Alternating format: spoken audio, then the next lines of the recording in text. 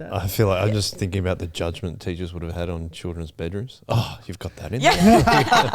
Not only have I got a sit exam, I got to clean my room. And usually the HSC in your room is like the messiest. So it was just, don't mind the clothes there. Don't mind this. You did get to see everyone's like house, which was kind of funny. But so everyone's watching everyone do it? Yes. Oh my God. So it's like the shame of like, yeah.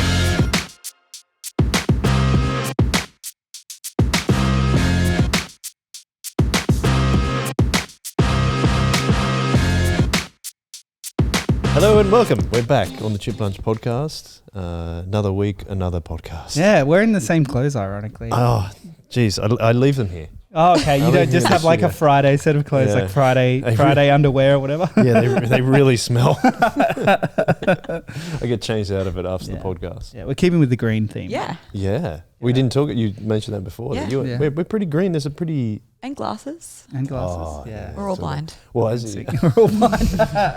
Until 3 blind mice. I once was blind, but now I see. Because you're going to the optometrist today, I think you said. I am. Oh. I've been avoiding them for a year and a half, so I need to go. Getting the passive-aggressive texts. I know. They're like, come on, you're going to get glaucoma. I'm like, guys, I'm 21. I'm sorry. I'm a doctor. Yeah. I know. I'm training to be a doctor at least. I know what glaucoma is. And it's not happening to me. I don't have it. That's right. Are you short-sighted or long-sighted? What, can you see things up close or far away? Up close. This is so embarrassing as a med student. So you're short-sighted. Oh, you're the same as me. Yes. You can't see things far away. Yes. Yeah, that's me too. Yeah. Sorry, I've just like omitted like anything medical from my brain. Oh, so like, great. even that's just like common sense, but like, can we start again? Because that's so embarrassing. No, it's fine. You've been working hard. You're working hard about ethics. Business ethics. So we left off, like you're kind of coming towards the high school. And I really enjoyed how we talked about like the things that you learned in year 12 and putting a Christian perspective on that was cool.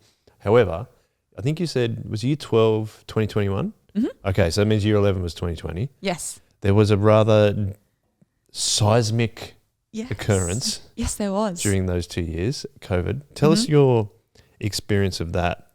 And also, like, you know, I'm sure you would have put a lot of effort into your HSC, especially if you were planning to be a doctor or to do medical, which means you have to have quite a high, it's ATAR now, isn't it? Not UAI.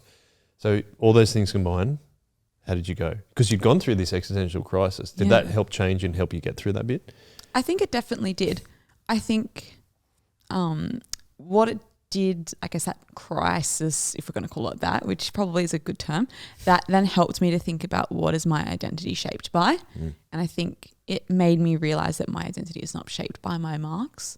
It's in the fact that I am, God's child and that he's loved me and saved me by Jesus. And so I think, yes, it was very important that I applied myself well in year 11 and 12 because God, has given me many things and I need to use them well. The ability to just study is probably one of them, yeah? I think my motivation and ability to lock in for certain periods definitely is because I recognize that's not as easy for a lot of other people. So realizing that my ability to focus and go after something quite determinedly, that's actually a gift from God. And my personality per se is actually the way that God's made me to be, my character, which has been a realization, I guess, over the past few years. So yeah, in year 11, I did apply myself. Yes. It was tricky though, because that year I was actually sitting my math subjects a year early. So I was actually doing part of the HSC when the lockdown started. I was like, oh dear. Yeah. But I mean, we had such a fantastic team at school. So really compared to everyone else in the state, I cannot complain at all. We were so well supported. And I think realizing that year that I would do my best, but ultimately the result is in God's hands. And it will be, like he decides at the end of the day what mark I get. He's the one who sets all things in place. I just have to trust that that's okay. Even though I was at home studying a little bit miserable, I think that was a good realization to have. And it was nice being able to be at home with my sisters. Yes, sometimes things, got a bit heated, as I'm sure it did with everyone's house in COVID, having everyone in close proximity. But we all get along well. And so it was nice to be at home and seeing people and having my parents especially support me, bring me up, like cut off apples, be like, here you go. Cut off apples. I agree with that. I think the one thing that I enjoyed most about COVID is I got to spend an inordinate amount of time with my kids. Like that was really cool. Yeah. And what was else I going to ask you? Oh, that the moment like you kind of went through this strengthening, eventual strengthening of your faith, did that free you up in order to maybe even focus a bit more during your studies, rather than going, if I fail, and putting it in God's hands, like the result, does that help you like actually kind of focus a bit better? Absolutely it did, because I didn't have this niggling feeling at the back of my brain of like, what's going to happen to me? You know, like, do I really trust in God? And I think it was just this sense of security and understanding. And I was like, I know where I stand before God because of Jesus. And I have this fantastic confidence, and whatever happens, it happens. And ultimately at the end of the day, that's actually not what defines me. So I think it really did free me up and helped me to think well about how I use my time. And it was harder in year 12 because they pushed back the HSC exams by a month because the second lockdown was a lot worse than the first. So that was pretty rough because we finished like the term before our trials, and we're like, oh, see you guys next term for trials, and we never came back to school. So we did our trial exams at home. So I did it from my bedroom. It's still weighted 30% of my mark. So we bought a desk for me that was made out of cardboard that was like flat pack. So it has, I still use it. It has like a top, and then it has two sides and then one thing in the middle. So it holds itself up, but it's really just thick pieces of cardboard. So I did that, put that up in my room because it's pretty small, and did my exams in the middle of my room. Yeah. So that was actually pretty scary, to be honest, because I put in so much work and effort, and I was like, oh, I'm just going to have my exams at school where I'm comfortable, know it's happening. I was sitting in my bedroom writing English essays. Yeah, it's like not a factor for most other people sitting their exams. You're not thinking about like where you're going to do it. It's like, well, that's the stuff that's set. It's at this time. It's at school. It's blah, blah, blah. It's like, no, it was like literally everything that I liked in terms of the order about exams and how it flowed, gone. Yeah. How did they monitor? They just monitor you by camera or something. So we had Zoom. We had to get our camera up, do a full 360 roof under your table of your room. That would have taken so long. Yeah, of every single person. And then we would and then you'd have to keep it on the whole time, and you'd have to have the camera pointed down towards you so they could see you with the paper writing. Oh wow. Yes, we did that. So many people would have cheated. Oh my gosh. I'm already like, there's like 6 different things you could have done to avoid that. I feel like I'm just thinking about the judgment teachers would have had on children's bedrooms. Oh, you've got that in there. Not only have I got a sitting exam, I got to clean my room. And usually the HSC in your room is like the messiest. So it was just, don't mind the clothes there. Don't mind this. You did get to see everyone's like house, which was kind of funny. But so everyone's watching everyone do it? Yes. Oh my god. So it's like the shame of like, it was pretty funny. Like, actually. how many people sleep in your room? Just me. It's like, why is there so much people crap in there? I got really confused looks because my desk was in the middle of my room, so it was like and I've actually used that setup for the majority of the last 4 years, which is somewhat scary. So there's like my room, and there's my bed, desk, table, bookshelf, and then just in the middle was my desk. And they were like, so where do you put everything? And I was like, the desk just kind of moves back and forth, and I just jump over it. I'm like, really? It's like, do you have a better option? Yeah. Like, I guess not. When have you ever crashed into it when you've jumped over the desk? I bet he's good. Like if you're doing the exam, you're like, just go to the toilet, and you go to the toilet. Like that's when people would have cheated, going to the toilet. I reckon. Yeah. But, Oh well, I think. But then like you come back in and just like smash into the cardboard desk. Oh, sorry, just writing. I was writing so fast, it fell apart. I set it on fire. That's got to be a sturdy cardboard desk. If it's lasted. It's like pretty thick. It's like thick. Still. Yeah, it's good. Job. Good investment. How much was a cardboard desk? Yeah. I'm so interested now.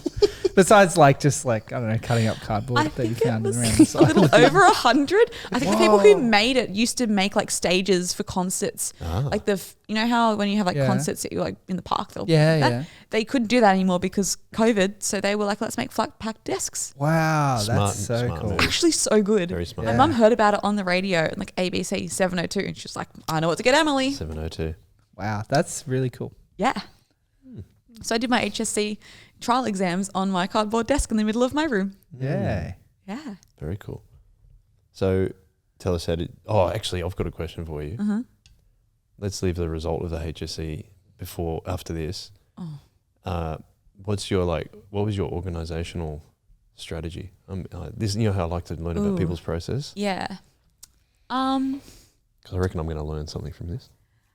I think the way that I approach study is pretty organized. Like I see the way that I approach like studying, like the way I did in year 12 is what I've carried on. So I try to be pretty disciplined about my time. So what I'll do is I'll usually spend an hour doing just solid work, and then I give myself a break. Hour, and then a break. I have to be pretty regimented with that. So then when I'm doing it, timing no, it? absolutely. When I'm doing it, I'm completely focused, and then outside, I'm just doing whatever I want. That's the way to do it.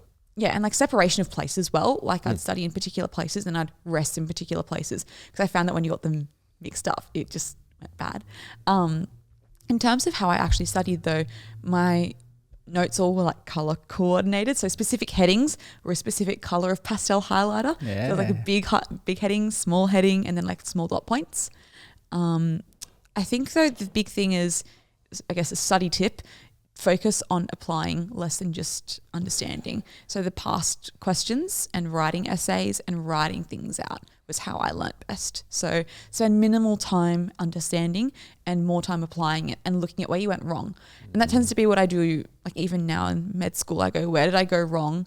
And that's the part that you focus on and you go on further, because that's more time efficient and also means that you get better. Yeah, it's like that forgetting curve thing that we talked about before, but also what I relied on a lot in my school time was my memory, which is actually pretty good.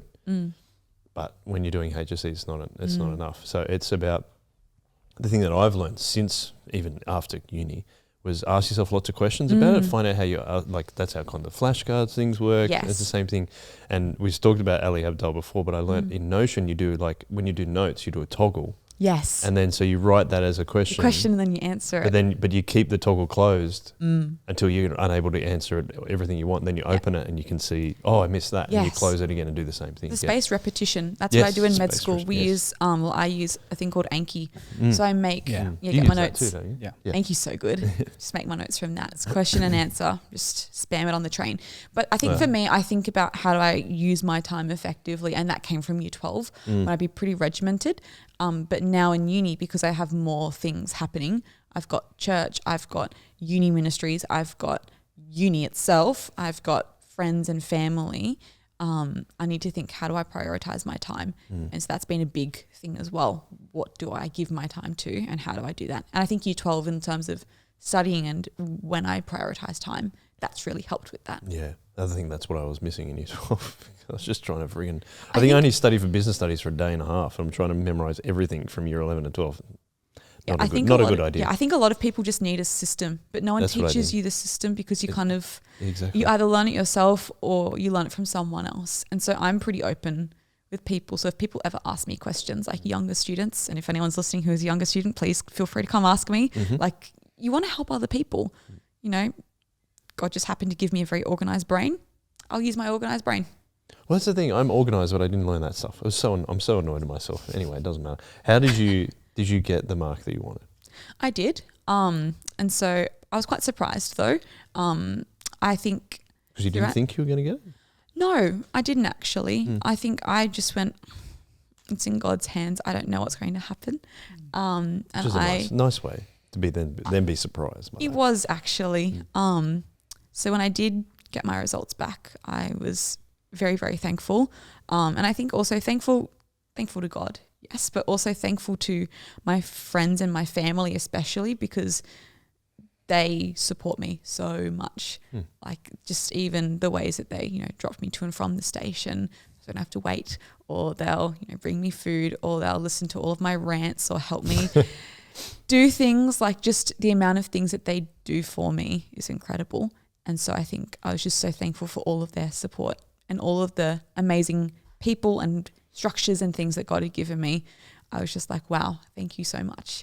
And so then once I had the mark, then earlier in that year, I also had to sit the medical entrance exam, which is quite stressful because it's a 2-hour computer test. You only get to sit it once in a year, and it's very fast paced. So essentially, the game set? It's called UCAT. Oh, UCAT. Sorry. It's multiple choice, but there's like pattern recognition. There's maths questions. There's like mind puzzles, speed reading.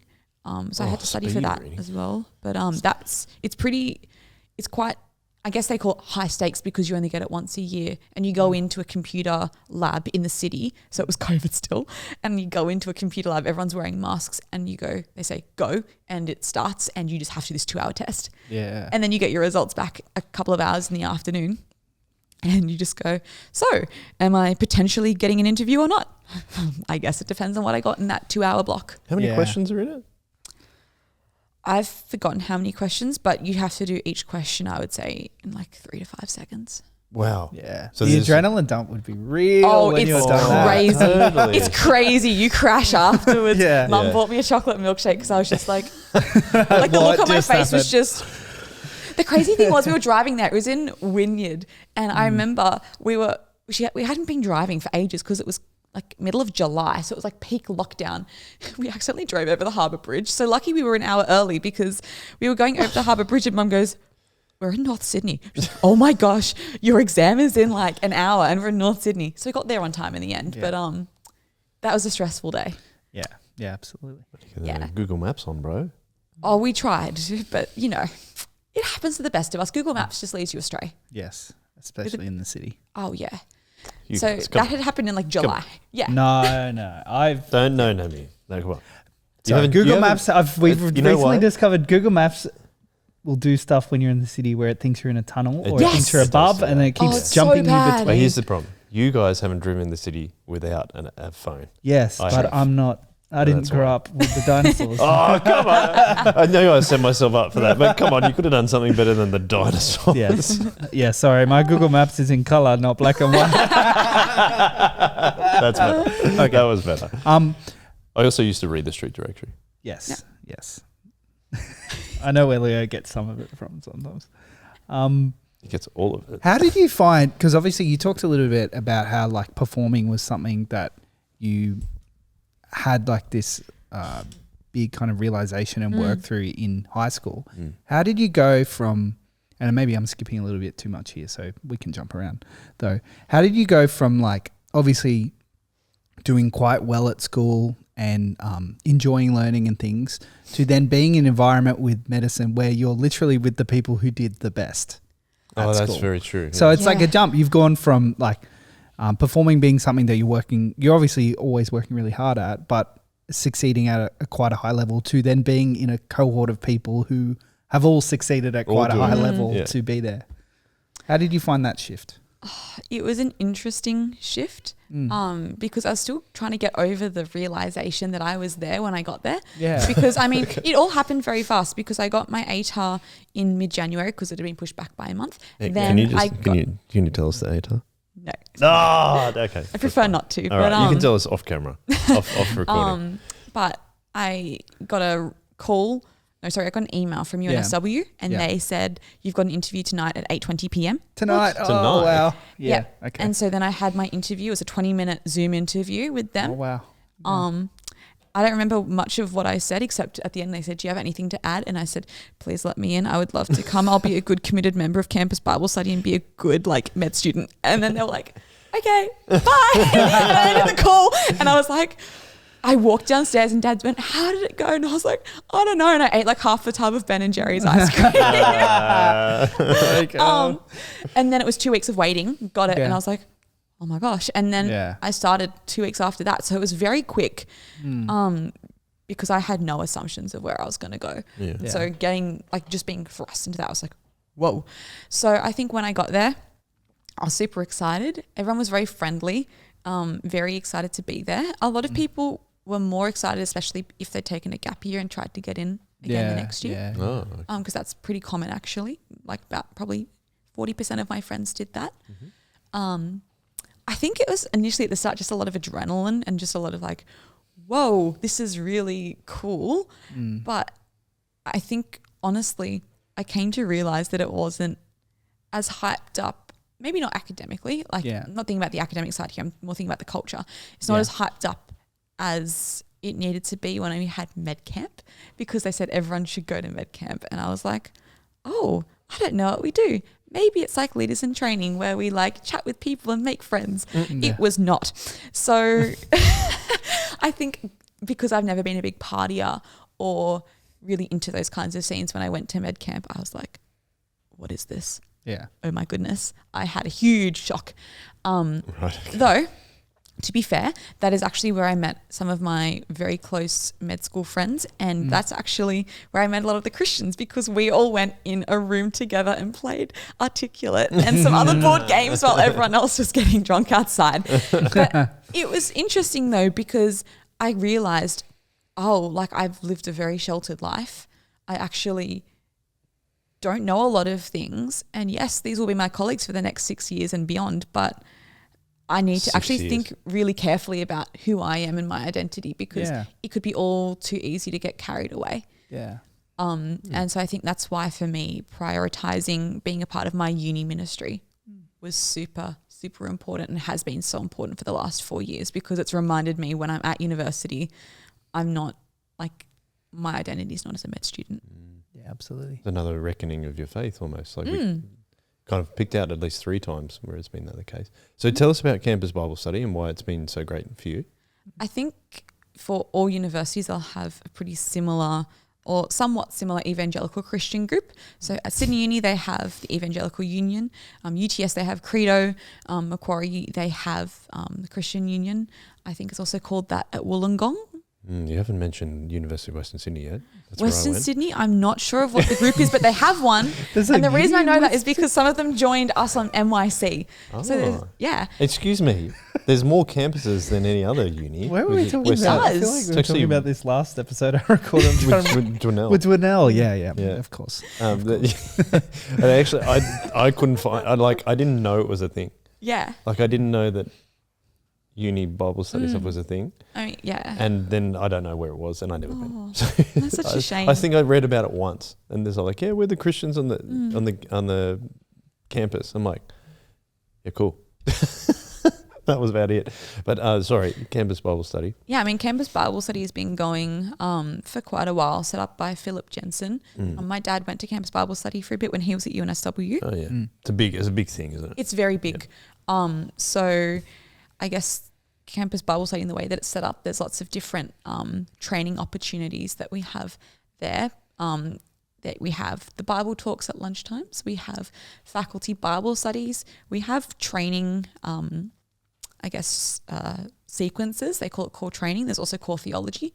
So it's like core theology is like, lectures on theology. I haven't been able to go to them as much, but core training I've benefited from, because there's sequential courses about equipping yourself as a Christian. So the first one is, about learning the foundations of the gospel, and then you learn how to share it with other people, and then you learn how to read the Bible for yourself, and then you learn how to run a Bible study, and then there's ones on ethics and Christian doctrine, and then last term I did the advanced Bible study leading, and then we're just doing the finalizing, like ending uni course at the moment. But there's a lot of opportunities to get involved, and I think I've found that for me it's really pushed me to think really deeply about my faith, and it's grown my knowledge and understanding of the Bible so much, because we'll do all sorts of books. So like earlier in the year we did Song of Songs as a like a public Bible talk, which was very interesting because I'd never heard it done before. We've done Exodus, Deuteronomy, or maybe that was Numbers. No, it was Deuteronomy. Sorry to anyone from CBS who's listening and going, we did not do that. We definitely did these in the Old Testament. It's fine. You don't have to be perfect. Yep, Don't it's remember fine. from first year. First year was a blur. But lots of different, books in the Bible we go through, and it's been such a joy doing that. And I have a lot of really solid Christian friends in medicine who are also part of Campus Bible Study. And going through medicine together as Christians has been so encouraging. Yeah, that's sick. Yeah, so in fourth year I've had a lot more free time, and so I've been leading a Bible study along with my mate Daniel, and then Dan. go Dan, great co-leader. We've been writing studies on Ecclesiastes this term, which has been interesting, but a lot of thinking. Yeah. Yeah, Yeah. that's been Everything good. is meaningless. Yeah, feeling Everything's pretty meaningless. meaningless at the time. Yeah. I'm sure. It has. Is it absolutely? Havel? Why am I even being a doctor? It's Honestly, absolutely- actually, sometimes we have kind of had those discussions in Bible Yeah. studies. Anyway, that's a still whole good other though. story. Yeah, It's still good discussions to have. Mm. And then like there's another Bible study also led by some other friends as well in 4th year. But actually just leading a group throughout this year, just been so encouraging and so lovely to just chat with younger years and see them grow in their faith, like younger medis, and be able to be friends with Medis, them, but okay. also have Bible studies with them and see them grow, doing 1-to-1s with a few younger girls in medicine and chatting about hard stuff. Like that's awesome. it's just That's been sick. so encouraging and just really opened my perspective to my life is not all about medicine. It's not about being a doctor. It's about living for God in all things. And one way I can serve is by being a good doctor, but another way is by being a really committed member of my church, being a really committed member of whatever ministries I can be a part of. And so that's why for these 4 years, I've really prioritized uni ministry because it's just been such a opportunity. And I know that when I have less time at uni in the next 2 years and beyond, I can then use that time. I mean, I'll have to use some for study, but also spend that time at church as well and investing and using those skills that I've actually learnt really well and into whatever future churches I go to long down the track or wherever God puts me. I don't think we've answered this question though. So why did you want to do medicine? Become a medi, as you said. This is like a typical med interview question they always ask. Yeah. So give us the prepared answer and then give us the real answer. I don't even remember my prepared answer. Okay, so just give us the real one. I think it's that sense of curiosity and learning that I love, just reading things, understanding things. That's just always been something that I've just had a passion for, and people as well. I really dearly love my friends and family, and I really love helping people just in practical ways that actually benefit them and their life. And I think actually it is a perfect blend of those two. That sounds like a generic med school answer, but I think that God has given me qualities and traits that can be applied well in that area. And I think in a lot of other areas like law or business, I'd probably struggle a lot because I tend to be quite a genuine person. And I think the more cutthroat parts of corporate life and things like that probably wouldn't suit me as well. But I think the beauty of medicine is there's lots of different ways you can go about it. And people really respect when you're genuine and when you actually want to help people. And I mean, I think it's a very tangible expression of how God has loved me and I can love others. And that might mean that I don't choose to go, I mean, you don't really choose in medicine what you do, like it's a bit more nuanced than that, but it means that I may not pursue something super crazy, like, I don't know, not that I was ever thinking of it, like neurosurgery. I'm just trying to think like extreme. It means that I probably, I'm not thinking that there's anything wrong with it. You need Christian neurosurgeons, but it might think that I might choose to do things differently because I am a Christian. So I might choose to work in an area where other doctors might not want to because they may not get the same kind of money, or working in areas of health where people go, I actually don't want to do that. I don't want to see those patients, or I don't want to deal with those issues. I'll leave that to someone else. You need people in those areas. And I think being humble in that way, serving other people practically, is something that I really wanted to do. So I think that's why I was like, med is the go. Med is the go. Is it so you're in your 4th year, finishing your 4th year Yes. out of 6? Yes. Okay. That sounds like a lot just still to go. that's just a lot. I did 3 years. I'm like, I'm done. I don't want to do any more uni. 6 is a lot. I wanted to ask you a question before the final question, I suppose, is given your age or your Generation Z or whatever, and it's interesting how you're always you're talking a lot about the being a Christian and applying a Christian ethic to ethics and other things like that. So my question is, like, what do you think is going on in your generation? Because what inspired this question for me is that there's a kind of Gen Z writer called Freya India. She comes from more of a conservative background. She's in the UK, and I listened to a couple of podcasts that she was on. And one of the things that they were talking about is the trend of that there is more men going to church now than women, which is kind of flipped for the last 50 years or so. It's actually flipped a lot, right? And one of her thing is she's actually started going to church, which is interesting. She didn't used to, now she's going to. But one thing that she said that she thinks that the reason for that is because the way culture has gone is that women see church as limiting to them, and they've been told to pursue lots of things, and that's when church has supposedly, quote unquote rules, that it's limiting to them. But men that's appealing to men because they're like, I know the boundaries that I can live in now, rather than kind of that chaotic thing that you were talking about in the first episode. Yeah. So I'd be interested to see your perspective on that. You don't have to have a perfect answer, but I'd be interested to see if you agree with that or you think that's the case. And what's your experience in terms of you being at uni? How old are you now? You're 22 in a few days. Okay, 20 in a few days, cool. So you're 22. That's kind of, I think Freyn is 25, 26.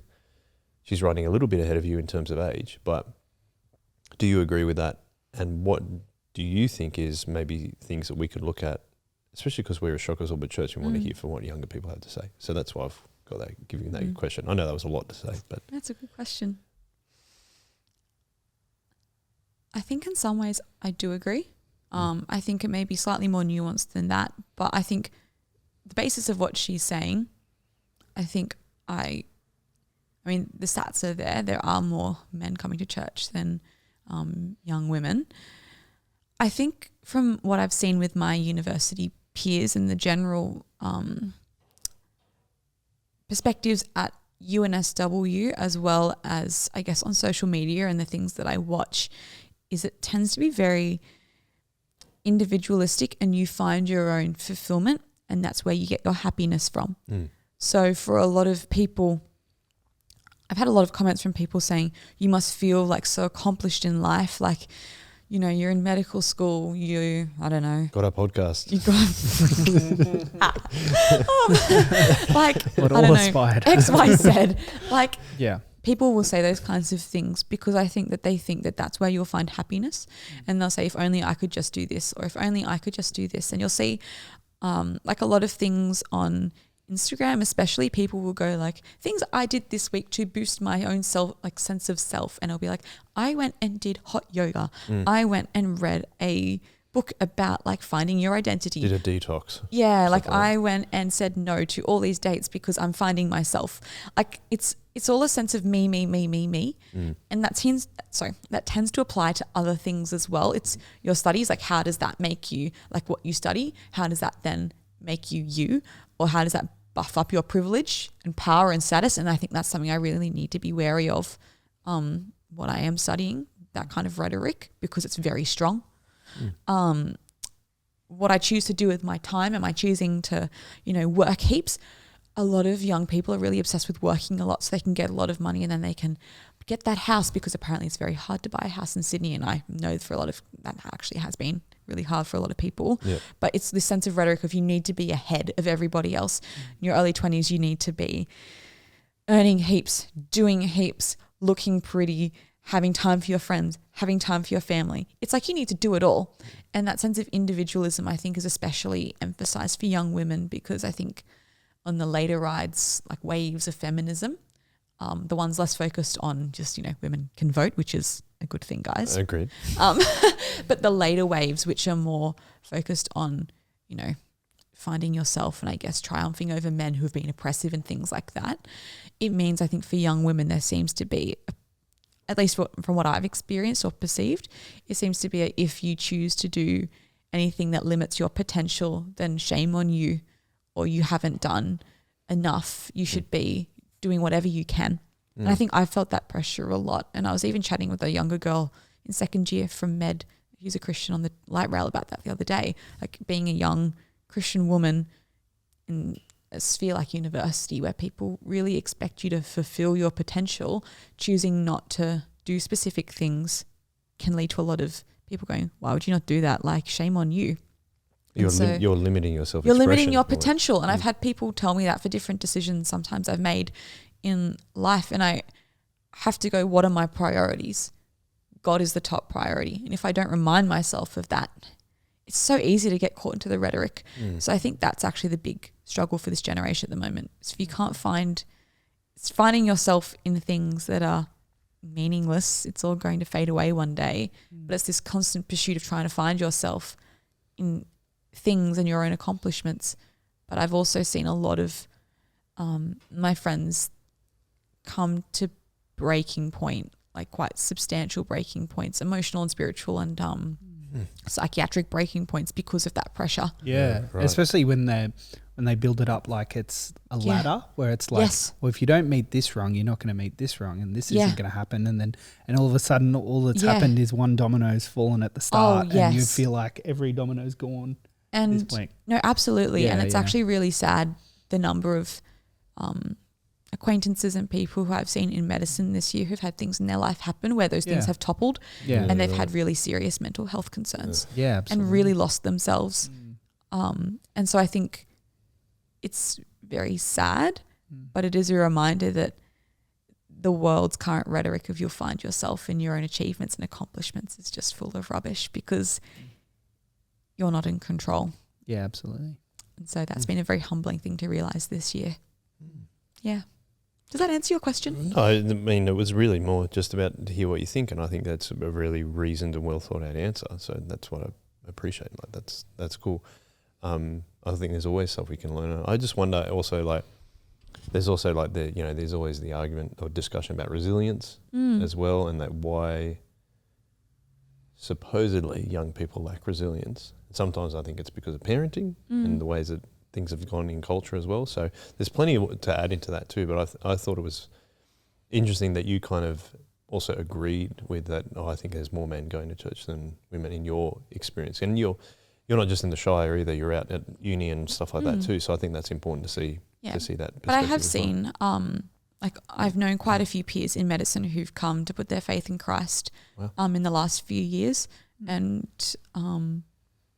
both men and women. Yeah, cool. Yeah, but God's still working. Oh, absolutely, He is. But I think it's just a fascinating cultural shift that's happening. It is because of some of the things that you've said. All right, can I ask you the last question? Absolutely. Please. We've talked about a lot of your life, and it's been really fun. And also, I just love learning about people. So, like, we talk about learning about people's process. I love hearing about people, their process, how you got to somewhere too, right? So, you're only, as you said, you're not even 22 yet. So we've spent I've had a great time looking over different things in your life. Oh, thank you. What is the thing that you would go back and say to your younger Christian self?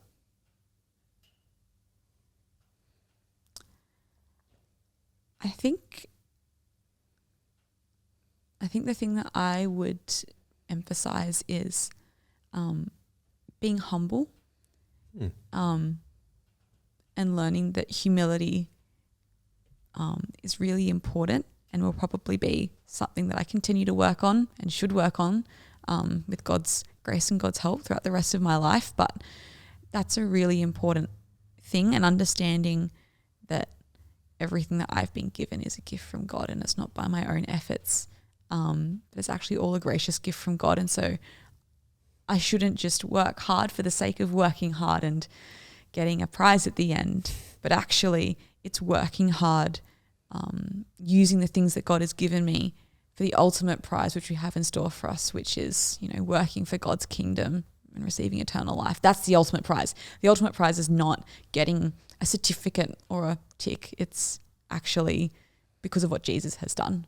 The ultimate prize is eternal life with Him, and that's a gift that I can't work myself towards. It's because of God's grace. And that means that I need to be humble and graciously accept that and thank Him with everything that I have in my life, because He saved me. I haven't saved myself.